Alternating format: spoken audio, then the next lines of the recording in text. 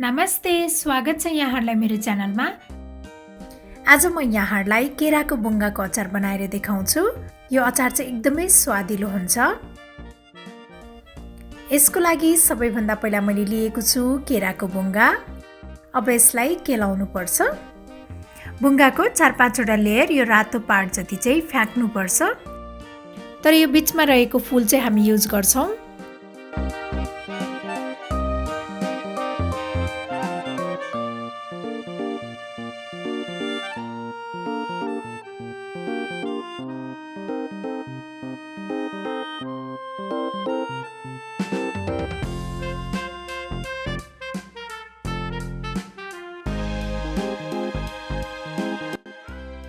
हामी यो white part चाहिँ युज गर्छौं।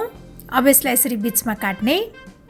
मैले एउटा भाँडामा पानी लिएको छु। अब यो सबै बुङ्गा केलाइ नसकुन्जेलसम्म म चाहिँ यसलाई पानीमा डुबाएर राख्छु, नत्र भने यो बुङ्गा चाहिँ छिट्टै कालो हुन्छ। त्यस्तै अब यो बुङ्गाको फूललाई पनि केलाउनु पर्छ। फूलको बिचमा कालो कलरको सिन्का जस्तो यस्तो हुन्छ, यसलाई चाहिँ निकालेर फ्याक्नु पर्छ। यो चाहिँ तितो हुने भएकोले यसलाई खासै युज गरिँदैन।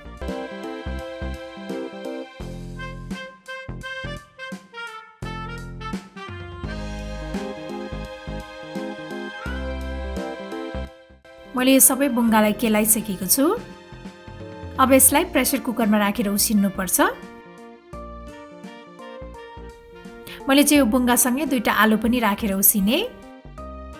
अब यो प्रेसर कुकरलाई कभर गरेर 3 सिटी जति लगाउनु पर्छ। हाम्रो यो बुङ्गा रेडी भइसकेको छ। यसलाई एकपटक चेक गरौँ। यो आलु र बुङ्गा चाहिँ राम्रोसँग पाकिसकेको छ। मैले यसलाई एउटा भाँडामा ट्रान्सफर गरेँ।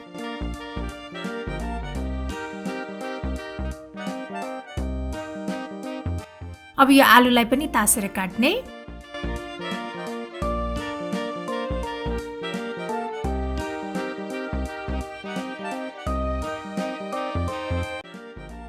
त्यसपछि मैले यसमा राखेँ यो अनियन स्लाइस्ड।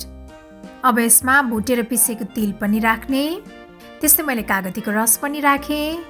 अचार झान्नको लागि मैले एउटा प्यान बसारेको छु। अब यसमा तोरीको तेल राख्नुपर्छ।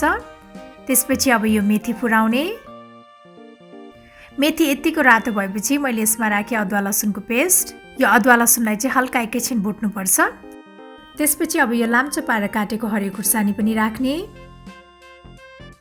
अब यसलाई एकैछिन चलाइसकेपछि मैले यसमा बेसार पनि राखेँ र अब यसले चाहिँ यो अचार झान्नुपर्छ। अब यो अचारमा नुन स्वाद अनुसार राख्ने।